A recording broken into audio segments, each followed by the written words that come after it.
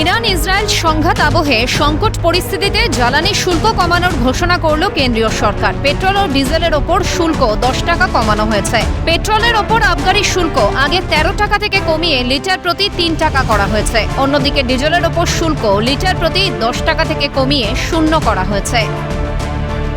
माननीय प्रधानमंत्री जी ने ये चाहा कि कंज्यूमर का प्राइस बढ़ना नहीं है, उसके कारण हम निर्णय लिए हैं कि ऑयल मार्केटिंग कंपनीज को सपोर्ट दें और जिससे वो ज़्यादा दाम में खरीदने वाली चीज़ों को सरकार उनको मदद करेगी, मगर जनता के ऊपर रेट बढ़ाना नहीं होना चाहिए।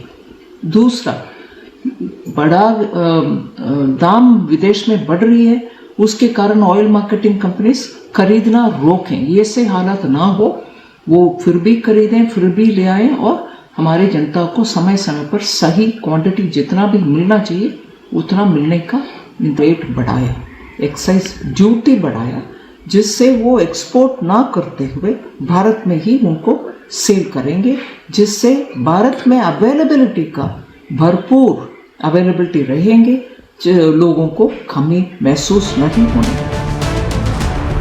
জ্বালানির দাম কমলে সরাসরি প্রভাব পড়ে পরিবহন খাতে, যা সার্বিক নিত্য প্রয়োজনীয় পণ্যের দাম নিয়ন্ত্রণে রাখে, এমনই মত অর্থনীতিবিদদের।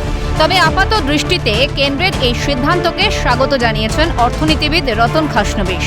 তবে রাজ্যেরও ট্যাক্স কমানো উচিত বলে তিনি মনে করেন। 10 টাকা কমিয়ে দেওয়া সেন্ট্রাল গভর্নমেন্টের দিক থেকে, এটাকে আমি বলবো একটা গুড জেস্চার, এবং যেটা উচিত, রাজ্য সরকারগুলো তো প্রচুর পরিমাণে ট্যাক্স আদায় করেন। ইনফ্যাক্ট যতটা সেন্ট্রাল গভর্নমেন্ট আদায় করেন প্রায় ততটাই রাজ্য সরকারও আদায় করেন। আমাদের পশ্চিমবঙ্গের সরকার আবার একটু বেশি আদায় করেন, 24% ভ্যাট নিয়ে থাকেন। তো রাজ্য সরকারগুলো উচিতও কিছু পরিমাণে ট্যাক্স কমিয়ে দেওয়া। সেন্ট্রাল গভর্নমেন্ট যেটা করছে আমি দেখছি, শুধু তেলের দাম কমাচ্ছে এমন নয়, এখান থেকে তেল এক্সপোর্ট করতে গেলে পরে তার উপরে একটা 21% রেটে ওরা একটা ট্যাক্স বসিয়ে দিই, যাতে তেলটা দেশের ভেতরে থাকে। সেক্ষেত্রে রাজ্য সরকারগুলো যারা দুবেলা বলছেন যে মোদি তেলের দাম বাড়াচ্ছেন, গ্যাসের দাম বাড়াচ্ছেন, তো সেক্ষেত্রে গ্যাসের ওপর যে রাজ্য সরকারের লেভিটা আছে, পেট্রোলের ওপর রাজ্য সরকারের যে লেভিটা আছে, পেট্রোলের ওপর শুধু নয় ডিজেলের ওপর আছে, এই সমস্ত লেভিগুলোকে যদি রাজ্য সরকার তুলে দেয় বা বন্ধ করে দেয়, তাহলে পরে মানুষ আরেকটু রিলিফ পেতে পারে বলে আমি মনে করি। পাশাপাশি ভারতের ক্ষেত্রে হরমুজ প্রণালী দিয়ে তেল সরবরাহ হচ্ছে বলেই এই মুহূর্তে দাম বাড়ার সম্ভাবনা নেই বলে মনে করেন অর্থনীতিবিদ রতন খাসনবিশ। তবে মোদীর সরকার জানিয়েছে তেল যতটুকু ভারতের মজুত আছে তা 2 মাসের। আমেরিকা হরমুজ আক্রমণ করলে সংকটের মধ্যে পড়তে পারে ভারত, এমনই মত অর্থনীতিবিদের। তবে তেলের দামের ক্ষেত্রে এখনই শঙ্কার কোনো কারণ নেই।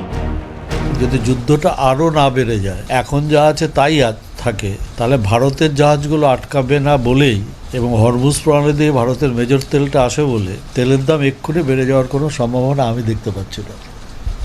তবে একটা যুদ্ধের ক্ষেত্রে মনে রাখতে হবে, সবসময় এটা হতে পারে যে আমেরিকা যদি সত্যি সত্যি হরমুজ অ্যাটাক করে এবং কোনো রকম তেল ওখান থেকে বার করতে না দেয়, তাহলে পরে ভারতবর্ষ তো এখন পর্যন্ত যা শুনছি সেটা হচ্ছে 2 মাসের তেল মজুত আছে।